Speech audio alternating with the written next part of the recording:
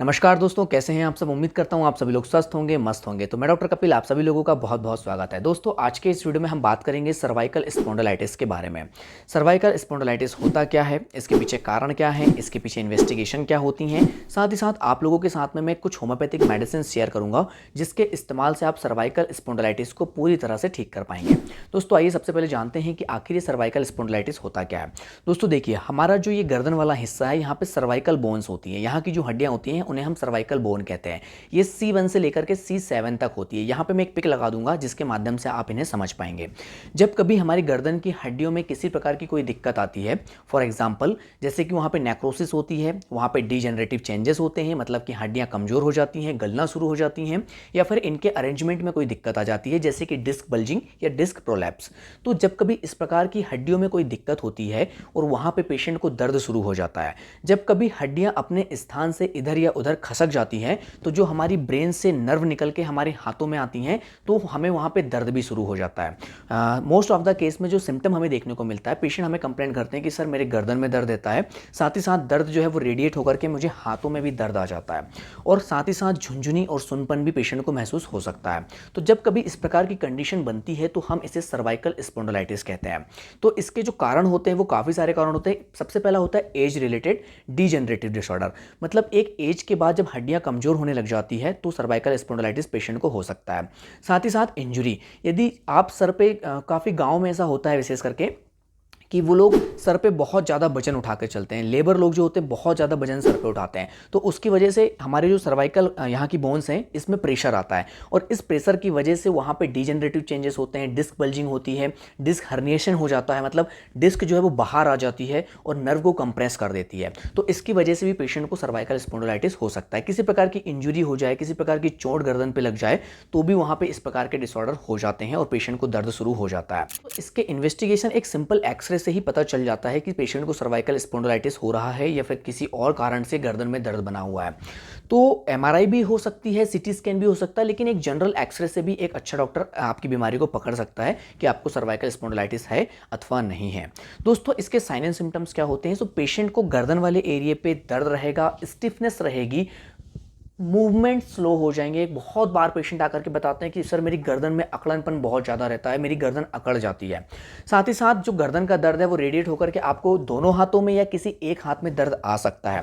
Nerve pain होता है, तड़क मार के हाथ दर्द करता है, कई बार हाथ में झुंझुनी और सुनपन भी आ जाता है। जो एडवांस लेवल पे सर्वाइकल स्पॉन्डिलाइटिस होता है जिसमें नर्व कंप्रेस हो जाती है, उस पर झुंझुनी और सुनपन तो पेशेंट को आ ही जाता है।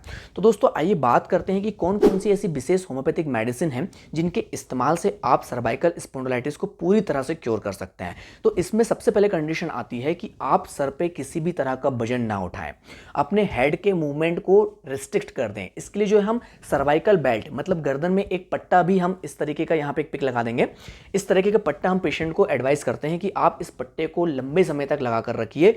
जितना भी लंबे समय तक आप इसे वेयर कर सकते हैं आप पहनकर ही रखिए। इससे होता यह है कि आपकी गर्दन को सपोर्ट मिलता है, और जब आप मूवमेंट कम करते हैं तो वहाँ की बोन्स को इंजुरी जो होती है वो हील होने लग जाती है।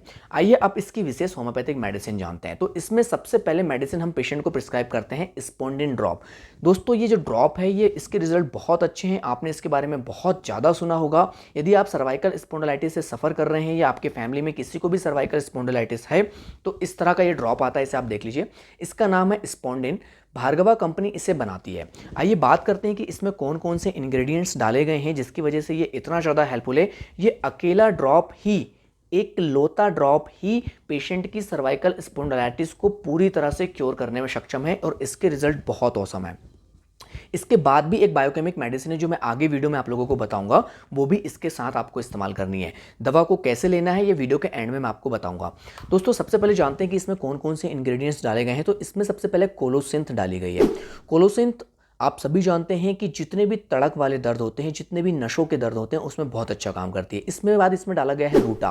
रूटा हड्डियों के दर्द में बहुत अच्छा काम करती है। जब कभी पेशेंट को हड्डियों में डी-अरेंजमेंट हो जाता है, डिस्क बल्जिंग हो जाती है, डिस्क हर्निएशन हो जाता है, या फिर वहाँ की हड्डियाँ किसी प्रकार से गलने लग जाती हैं, कमज़ोर हो जाती हैं, तो उसमें रूटा बहुत अच्छा काम करती है।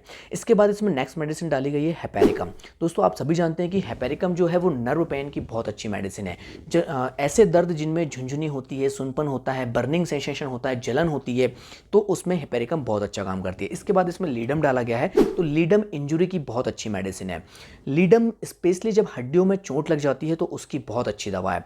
तो यदि पेशेंट को किसी कारणवश चोट लगी हो, पेशेंट को कई बार पता भी नहीं होता, उसको इंजुरी हो जाती है वहाँ पे, तो उस कंडीशन में लीडम बहुत अच्छा काम करती है। इसके बाद में क्यूप्रम मेटालिकम डाली गई है।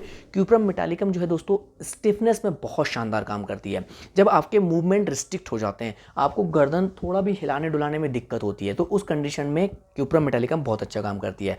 आफ्टर दैट इसमें डल्का मारा डाला गया है। डल्का मारा जो है दोस्तों हड्डियों में जब दर्द होता है, स्पेशली जब कभी वेदर चेंज होता है, मौसम में परिवर्तन होता है, थोड़ा सा नमी वाला मौसम आता है, जैसे कि ठंड का मौसम, बरसात का मौसम, और आपके सिम्टम एग्रावेट कर जाते हैं, आपकी तकलीफें बढ़ जाती है, तो उस कंडीशन में डल्का मारा बहुत अच्छा काम करती है। इसके बाद इसमें डाला गया है कोनियम मेटालिकम। दोस्तों 90% केस में ये देखा जाता है कि जब कभी पेशेंट को सर्वाइकल स्पॉन्डिलाइटिस होती है, जब कभी इस तरह का दर्द उनको गर्दन में बन जाता है, तो उसके साथ में पेशेंट को चक्कर फील होते हैं। पेशेंट हमेशा कंप्लेंट करते हैं कि सर मुझे साथ ही साथ चक्कर भी आ रहे हैं। चक्कर आने की कंडीशन में कोनियम मेटालिकम बहुत अच्छा काम करती है। दोस्तों एक कंडीशन और होती है सब क्लिनिकल सर्वाइकल स्पॉन्डिलाइटिस। इसमें क्या होता है, पेशेंट को गर्दन पे दर्द नहीं होता, हाथ में दर्द नहीं होता, किसी प्रकार का स्टिफनेस नहीं होती, अकड़नपन नहीं आता, झुनझुनी सुनपन कुछ भी नहीं होता। कई बार पेशेंट सिर्फ कंप्लेंट करते हैं कि सर हमें चक्कर बहुत आ रहा है, हमने चक्कर की तरह तरह की दवाइयां ट्राई कर ली हैं लेकिन हमें आराम नहीं आ रहा है। तो ऐसी कंडीशन में एक अच्छा डॉक्टर आपको डायग्नोस करके बता सकता है कि कहीं आपको सब क्लिनिकल सर्वाइकल स्पॉन्डिलाइटिस तो नहीं हो रही है। इसमें एक पेशेंट को गर्दन में किसी प्रकार का दर्द नहीं होता, लेकिन पेशेंट सिर्फ चक्कर फील करता है, तो उस कंडीशन में भी कोनियम और ये ड्रॉप बहुत शानदार काम करता है। दोस्तों ये मेडिसिन जो है आपको 20 बूंद 20 drops 4 time with normal 1 cup of water से लेना है, 1 कप पानी से दिन में 4 बार। दोस्तों इसके बाद में इसी के साथ आपको कैलकेरिया फॉस 12x और मैग फॉस 12x, ये दोनों ही 12x पोटेंसी में 4-4 गोली दिन में 4 बार चूस करके खानी है, चबा करके खानी है। मीठी गोलियां हैं, किसी तरह की कड़वी नहीं है, तो इसे पेशेंट बहुत आसानी से खा लेते हैं।